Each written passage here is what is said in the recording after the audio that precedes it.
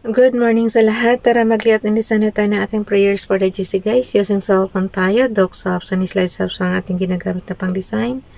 Bilisan na natin at medyo umano na naman yung lalamunan ko. Parang sore throat na naman to. Okay. Ang ating font ay Laura, size 12, text color ay black, highlight color is fuchsia pink. Binaliktad lang yung color natin kahapon. Type ko muna dito. 12. Naka-bold, naka-italic yan ha. April 2024. From Family GC. Yung mga gustong sumali sa Family GC guys, pakicontact yung aming founder, Harry B. De La Cruz, or yung mga admins. Co-founder Muti, admins Roger Pacatang, Aileen Samarin, Aiki Akma, Sarah Golingana na Elsa sa Amerika at inyong lingkod Ralph Lion Pagbubo-Vlogs. Pakisubscribe na rin guys sa kanila mga YouTube channel. I-add ko lang, habang nagdadaldal ako, ina-add ko na yung prayers natin kay Ralph Lion Pagbubo-Vlogs and Princess Diane channel.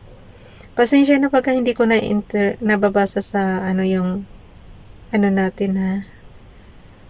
Kasi nagmamadali pagka ganun yan. Understood nyo na yun.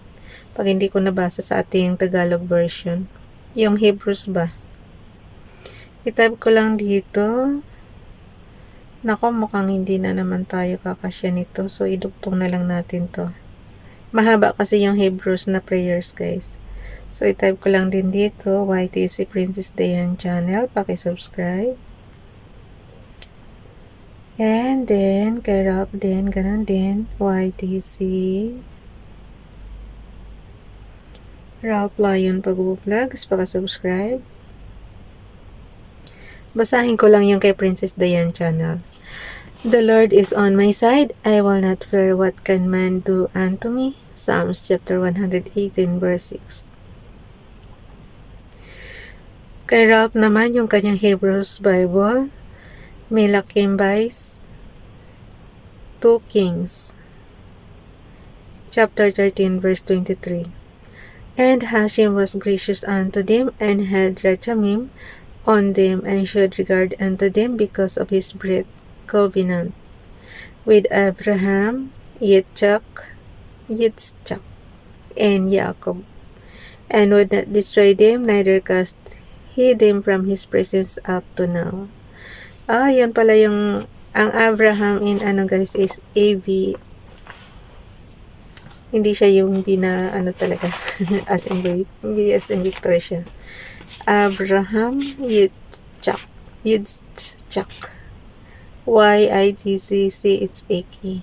And Yaakov. YAAYA'AKOV. Okay, basahin nga natin sa ating Tagalog version.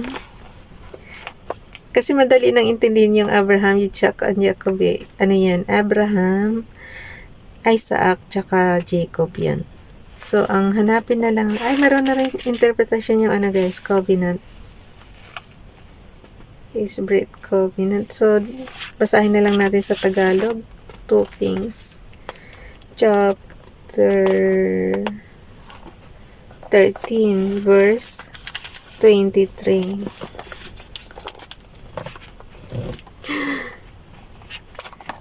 Verse 23. Highlight ko. Ayaw makita.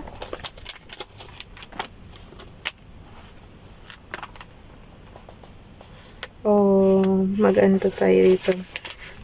Nalikot yung aking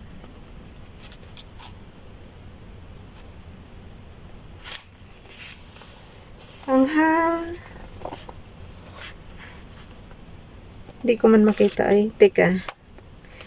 Kawikaan.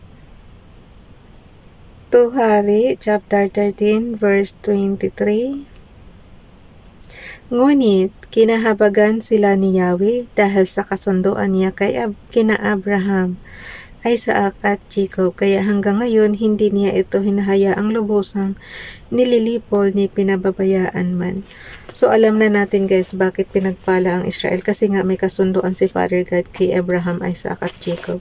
Nakita mo naman, di ba, kahit maggira-gira sila dyan, ano pa rin kumbaga sa nariyan pa rin si Father God sa kanila. So, understood nyo na yon na pinagpala talaga ang Israel, ang bansang Israel.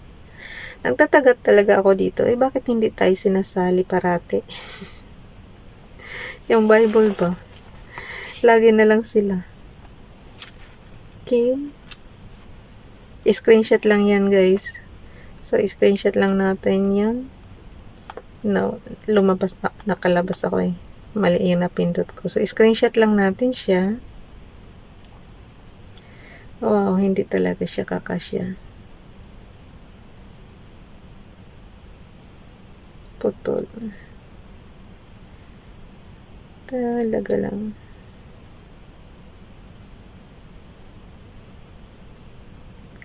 Hayaan nyo na. Kasi maliit yung cellphone ko, kaya maliit rin yung display ko. On and off button, and level yung button. Tapos, ipapasa na natin yan sa GC, guys. No, ilagay ko pala muna sa slides apps. Basahin muna natin yung mga repost prayers natin yung last year, yung 2023. Idugtong lang natin yun. So, edit slides tayo. Punta tayo sa number 12. Kaya ito may template tayo kasi last year ito na na prayers. So, ang gawin natin, palitan lang natin. So, magre-replace lang tayo. Ginagawa ko na ngayon guys, para mabilis replace na lang, para automatic na sa na siya. So, replace. Hindi na ako stretch pa. Yung template na yon, lagyan na lang natin ng bago. So, nakita nyo automatic. Meron siyang bagong background. Tapos, ilalagay na lang natin dito yung ating bagong prayer. So, image from photos. Yung binasa ko sa inyo. Wow! Ando natin. Hindi ko pa na... Ito lang mahirap pagka on the spot Ngayon ko lang kasi nilayout guys. Kanina kasi may ginawa ako. Kaya, yan. So, i-ano na natin yan. Alam talaga na sagad-sagad na yung line makikita nyo. Mga ka-GC ko, pasensyahan nyo na yan kasi maliit lang talaga CP ko. So, yung ating kitang-kita yung grid line.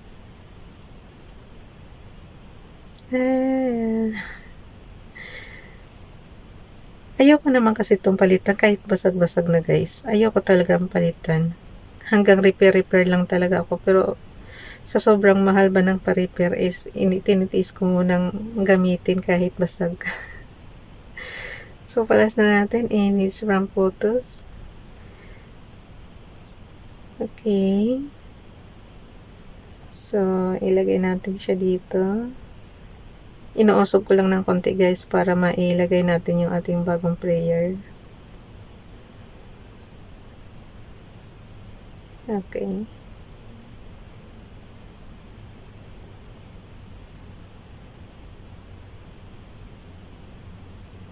Yan. Ayaw niya. Pumatong tuloy. Iusod-usod natin ng konti.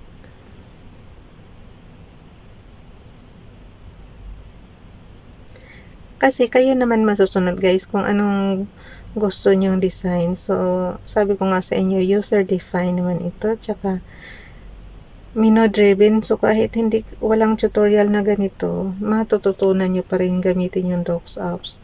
So, zoom lang natin para mabasahin na natin yung ating repost prayers.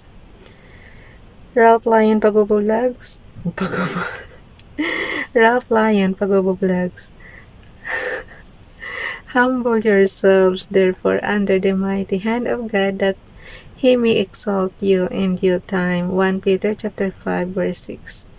Bible King James Bible. Pareho lang yan kay Princess Diane channel.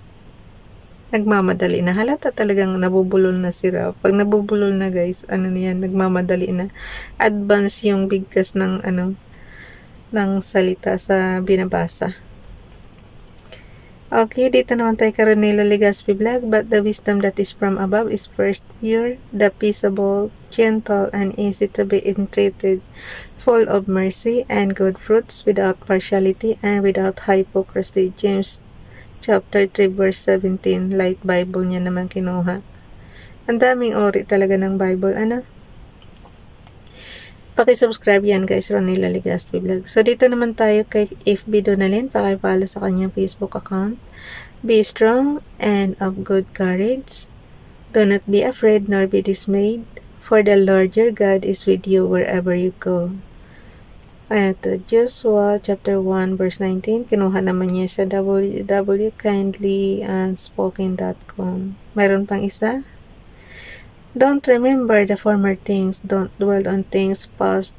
What I'm about to carry out something new. And now, it is springing up. Don't you recognize it? I'm making a way in the wilderness and paths in the desert. Isaiah chapter 43 verse 18 to 19. So yan na yan. Ipapasa na natin sa ating GC. Mga ka-GC ko, pagka hindi nyo pa rin kasi ini-slanting ko na nga para mabasa, ay zoom nyo na lang. So yan. At nabasa ko na naman sa inyo, so panoorin nyo na lang yung video kung hindi talaga mabasa pa. Wow naman. Sa sobra bang dami ng sa gallery, no, nakakalito na rin. Marami na akong graphics ba, hindi pa ako nagbubura. Ay la, tapos na pala yung oras ko. Ako na lang magpasa nito guys sa sa GC. Okay. Tsaka mag-work na rin tayo. Ilang minuto na lang. Ako pagkapasa ko nito guys, labas ako ng pintuan ng kwarto ko. Trabaho na kaagad yan. Kaya nga sa madaling araw natin to sinisingit kasi nga pagkagising natin, ito kaagad inaasikaso natin, basa ng Bible, prayers, tsaka magpasa ng prayers sa GC. Basta ang dugtungan nyo na lang yan ng sarili nyong prayers. Ako kasi, ang pinipray ko lang talaga is peace sa lahat sa buong mundo. Diba? Yun lang. And kailangan natin good health parati lahat. And fit to work. Para may income tayo at mabuhay tayo ng Huwag tayo umasa. Guys, ang buhay natin, huwag natin iasa sa gobyerno, ha? Pagka naghihirap kayo, huwag nyong sisihin ang gobyerno. Hindi kailangan ng government na i-shoulder yung nyo. Kailangan nyo magtrabaho, guys. Kasi ang government, pinamumunuan lang tayo. Tapos, yung mga kailangan lang talaga tulungan. Yung mahirap lang talaga. Pero kung kaya nyo naman magtrabaho kayo, please. Bye everyone. God bless.